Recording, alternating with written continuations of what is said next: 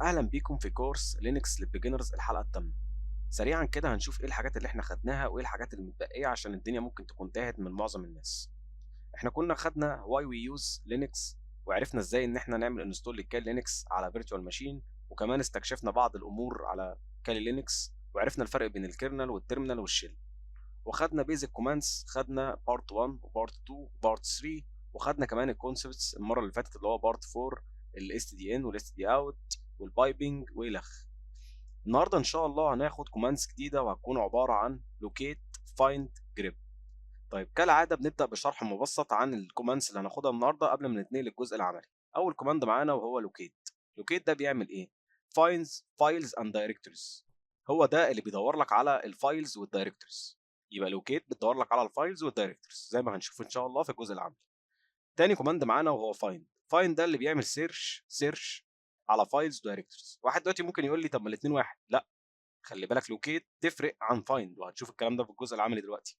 لان خلي بالك فايند هي بتعمل سيرش اكنك بتعمل سيرش في الويندوز كده على اي فولدر او اي حاجه، انما لوكيت هات لي الفايل اللي انت عايزه بالنيم بتاعه. واخد بالك من الفرق؟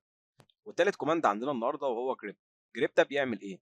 searches for patterns in text files. يعني هو ده اللي بيدور لك على التكست فايلز بس، زي ما هنشوف في الجزء العملي ان شاء الله. يلا حضرتك افتح الكال لينكس ويلا بينا نتنقل للجزء العملي عشان نفهم الكوماندز دول بالتفاصيل زي ما بنعمل كل مره. طيب بعد ما فتحنا الكال لينكس بتاعنا هنبتدي باول كوماند معانا وهو لوكيت. واحد ممكن يجي دلوقتي يقول لي انا ليه اعمل لوكيت من خلال التيرمينال وانا اقدر اعمله من خلال سيرش زي الويندوز بالظبط؟ فعلا معاك حق، بس الفكره كلها ان احنا زي ما قلنا في اول الكورس خالص احنا بنتعلم كل الكوماندز عشان نحترف ونقدر نخش كورس الايثيكال هاكينج مش محتاجين اي حاجه خالص، ونكون اتعلمنا الكال لينكس بشكل كويس وما نتعبش واحنا بنتعلم كورس الايثيكال هاكينج. تمام تمام.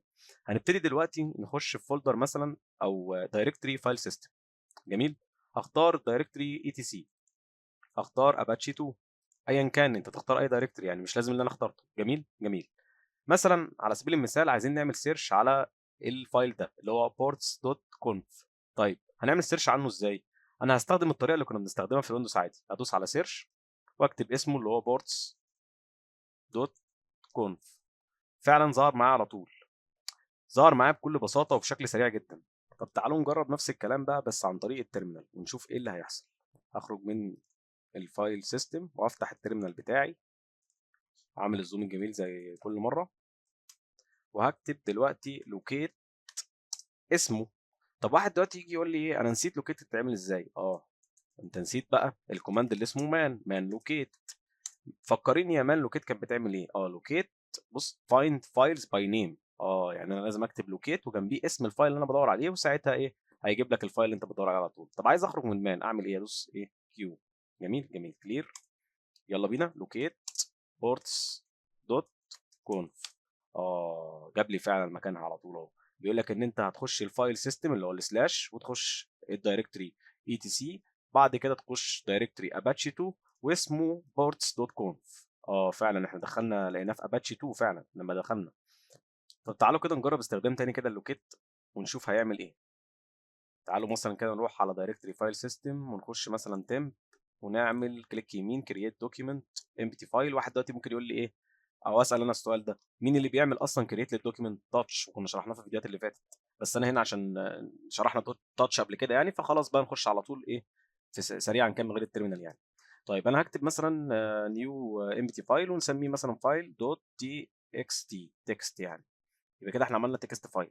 جميل، ادي التكست فايل. وجيت انت بعد اسبوع نسيت ان انت عملته في تيم وعايز تدور عليه، يبقى مين اللي هيجيبه لك؟ لوكيت. طيب لوكيت هتجيبه ازاي؟ تعالى بقى كده نشوف. اه تيرمينال، زوم، لوكيت فايل دوت تكست زي ما احنا ما كاتبينه جدا.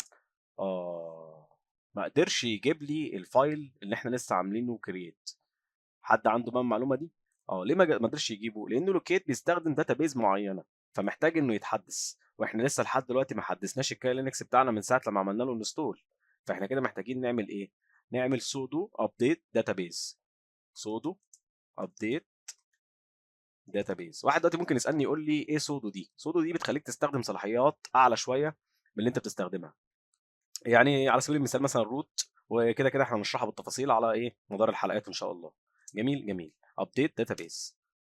بيقول لي دخل الباسورد كالي. طيب بعد ما عملنا ابديت للداتابيز، تعالوا نروح بقى على فايل سيستم تاني ونخش في دايركتوري اي تي سي مثلا اباتشي 2، ونعمل نيو فايل تكست وندور عليه بلوكيت. كليك يمين، ايه ده؟ ما ينفعش اعمل كرييت دوكيمنت، ايه ده؟ ازاي بقى؟ هنا بقى نستخدم ايه؟ تاتش. هنا هنحتاج نستخدم كوماند تاتش عشان نعمل نيو دوكيمنت. طيب ماشي، نفتح التيرمينال هنا، اوبن تيرمينال هير. يلا الزوم، اعمل لي تاتش، اعمل لي فايل دوت تكست. ايه ده بقى؟ بيقول لك ايه؟ كانوت بيرميشن دينايد. يبقى علشان كده بقى ما كانش ينفع ان انا اعملها من هنا بالكليك يمين. طب ايه بقى الفكره؟ هنا بقى نحتاج بقى الصلاحيات معينه، اللي هو مين؟ السودو اللي لسه جايبين سيرته من شويه. يبقى سودو تاتش، سودو تاتش فايل دوت تكست. بيقول لي دخل الباسورد كالي.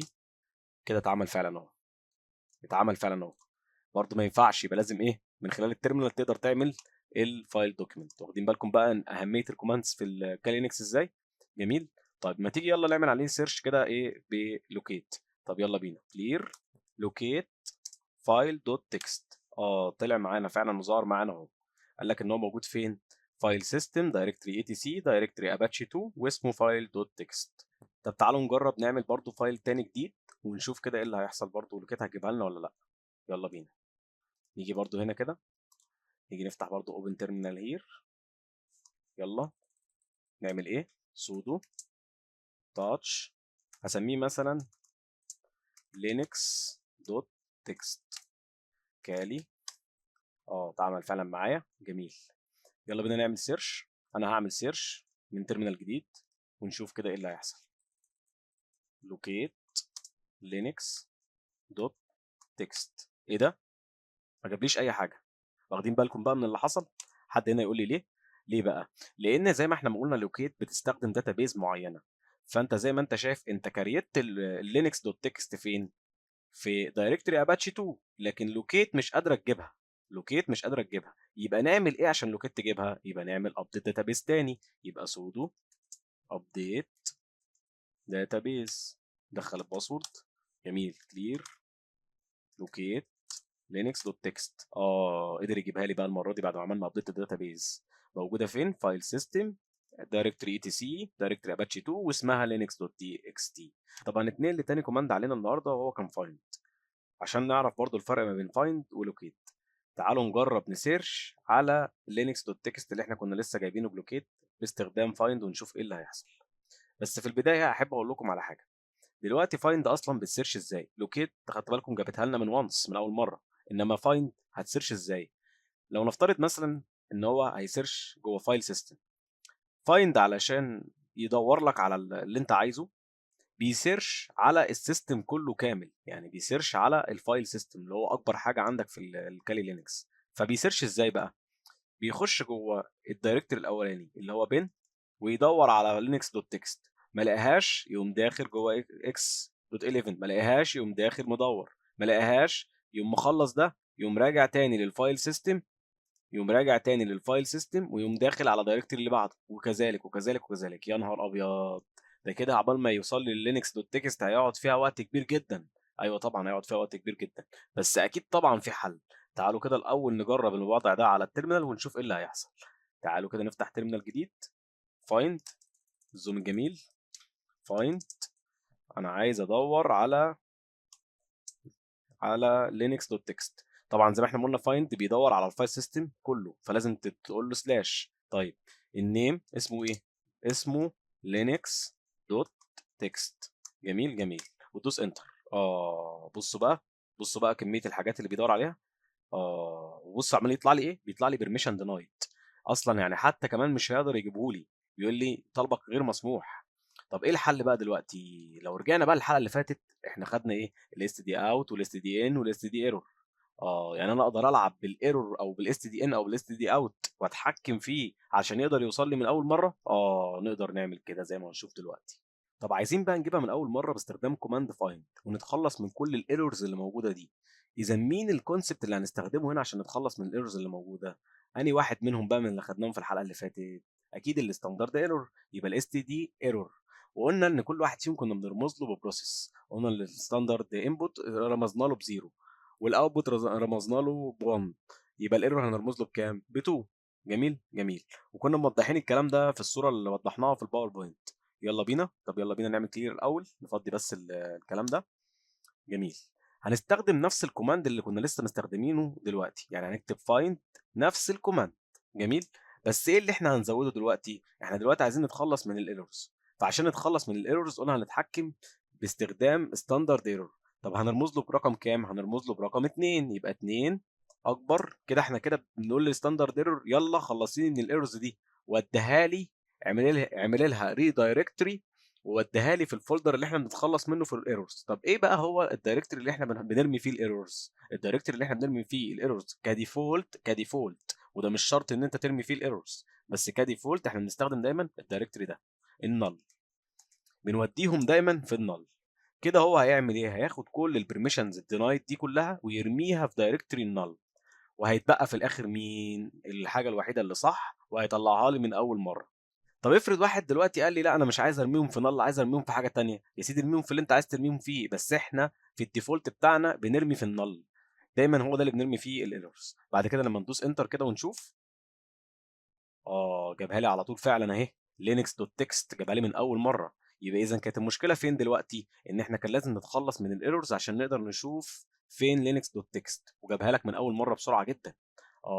فايل سيستم دايركتوري اي تي سي اباتشي 2 لينكس دوت تكست. طب تعالوا كده نجرب استخدام تاني الفايند، ونتحكم المره دي بقى في الستاندرد اوتبوت وفي الستاندرد ايرور الاثنين مع بعض. طب ازاي هنعمل ده؟ تعالوا نشوف. اخرج لي بقى من التيرمينال ده، واخرج لي من كل حاجه خالص، وافتح لي بقى تيرمينال جديد، ونشوف الوضع هيتم ازاي. يلا زوم، سي دي ديسكتوب، كلير. جميل. يلا تاتش، اعمل لي تو فايلز، واحد سموهولي ايرورز، والتاني سموهولي اوتبوت. جميل جميل. كلير. عايزين نعمل ايه؟ ندور برضو على لينكس تكست فايند، بس المره دي هنتحكم في الاثنين، ستاندرد ايرور والستاندرد اوتبوت. يلا بينا نشوف هنعمل ده ازاي. تعالوا سي دي، رجعني الكالي على طول عشان ندور ايه على طول من كل حته. يبقى فايند، ايوه نفس الكلام ده بالظبط. هنمسح ده كده. عايزين نعمل ايه دلوقتي بقى؟ احنا كده اتنين دي متحكمين في مين؟ في الستاندرد ايرور. عشان نودي الايرورز على فين؟ هنوديها على ايرورز، نوديها على الايرورز اللي انت لسه كنت عامله على الديسكتوب. جميل جميل. وبعد كده عايزين نتحكم في مين؟ نتحكم في الستاندرد اوتبوت. الستاندرد اوتبوت البروسيس بتاعته كانت بتبقى ايه؟ 1. يبقى 1. يلا شغل الستاندرد اوتبوت. كده احنا شغلنا الستاندرد اوتبوت. هتودي الاوتبوت فين؟ اوديها على اوتبوت. كده انا بقى احنا بنعمل ايه؟ هيدور على لينكس دوت تكست وياخد الايرورز ويصفيها ويوديها على الفايل اللي اسمه ايرورز اللي احنا عملناها على الديسكتوب. والاوتبوت اللي هيطلع، اللي هو مكان اللينكس دوت تكست، الاوتبوت المفروض يظهر على التيرمينال اللي هو هيقول لك فين مكانه، هيظهر لي في فايل اوتبوت. انا كده بتحكم بالاثنين، بتحكم في الستاندرد اوتبوت وفي الستاندرد ايرور. يلا بينا كده نجرب. انتر. فعلا مفيش اي حاجه طلعت. ايه ده بقى؟ ايه ده؟ ايه ده؟ ايه اللي حصل ده؟ الاوتبوت كده انا اتحكمت فيه وقلت له اظهر لي في فايل اوتبوت. طب تعالوا كده نشوف كات اوتبوت. فعلا الاوتبوت ظهر لي جوه فايل اسمه الاوتبوت. يبقى انا كده فعلا قدرت اتحكم بمين؟ بالستاندرد ايرور والستاندرد اوتبوت. اتحكمت بيه كده ازاي وعملت له ريدايركت كده ازاي؟ اتنين دي قلنا ان هي بترمز لمين؟ للستاندرد ايرور. 2 بروسيس بتاعت الستاندرد ايرور من الحلقه اللي فاتت. جميل جميل. قلت له صفي لي الايرور وخده ارميه لي في فايل اسمه ايرور اللي انا عملته على الديسكتوب. طب عشان اوديه لفايل اسمه ايرور عملت ايه؟ عملت ريدايركت. فدي ايه؟ علامه الريدايركت اهي، الرمز بتاع ريدايركت. وبعد كده الاوتبوت اللي هيظهر على السكرين انا مش حابب اشوفه على السكرين، انا عايز اتحكم بالستاندرد اوتبوت واشوفه جوه فايل اسمه اوتبوت. يبقى انا كده هندع على مين؟ على ستاندرد اوتبوت. يبقى هو اسمه ايه؟ اسمه 1، البروسيس بتاعته اسمها 1. جميل. طب عايز اعمل ريدايركت يبقى هو الرمز ده. عملت ريدايركت ووديته على فايل اسمه اوتبوت. طب عايز اشوفه بقى، اشوفه ازاي؟ بكات. يبقى اهميه الحلقه اللي فاتت كانت مهمه جدا ان حضرتك تكون مركز معايا فيها. طبعا لو حضرتك دلوقتي في حاجه وقعت منك تقدر ترجع للحلقه اللي فاتت وتشوف كل الكونسبتس دي وتراجعها وتشوف احنا ازاي قدرنا نلعب بيهم في الكوماند بتاع فايند. طيب يلا بينا نتنقل لتالت كوماند معانا النهارده وهو جريب. وقلنا ان جريب ده بيعمل ايه؟ بيسيرش على الكلمات اللي موجوده في تكست فايل. طب ازاي ده بيحصل؟ تعالوا نشوف سوا. تعالوا كده مثلا نيجي على الديسكتوب، تعالوا نفتح مثلا فايل تاسك زي ما انتم شايفين مكتوب فيه الحاجات دي. تعالوا مثلا نيجي في السطر التاسع بعد كلمة ريد ونزود كلمه نسميها مثلا ايه، عريبي. هنعمل عليها سيرش دلوقتي، فايل، سيف، يلا ندور عليها بجريب. هنفتح التيرمينال بتاعنا، زوم، سي دي ديسكتوب، كلير، كات، تاسك. هي دي الحاجات الموجوده جوه كلمه تاسك. عايزين ندور على مين؟ عايزين ندور على عريبي دي. هنعمل ايه؟ كات، تاسك، تايبنج، جريب، دور لي على كلمه عريبي، انتر. ايه ده؟ ما جابليش اي حاجه. ازاي بقى؟ انت كاتبها هنا كابيتال وهي هنا سمول، فمش هيجيبها لك. طب افرض انت عايز تجيبها وانت بتدور عليها ان كان الحرف كابيتال او سمول، بتعمل ايه؟ طب الاول تعالوا نجيب كده، نكتبها الاول ككابيتال، بايبنج جريب، تبقى زي ما هي موجوده. شوف هيعمل ايه. جابها لك فعلا اهي. طب افرض انت بقى ايه، اتلخبطت كده زي كده فوق وكتبتها سمول وعايز تجيبها برضه، بتعمل ايه؟ اه من مان تقدر تعرف كل ايه استخدامات جريب. طيب برضه هتدوس كات تاسك بايبنج جريب، وتقوم عامل ماينس او داش اي، يريبي عادي سمول، ودوس انتر. جابها لي فعلا. يبقى انت لو عملت جريب داش اي سمول او كابيتال هيجيبها لك على طول وانس. كده احنا خلصنا النهارده، وان شاء الله اشوفكم في حلقه جديده من كورس لينكس للبيجنرز باذن الله.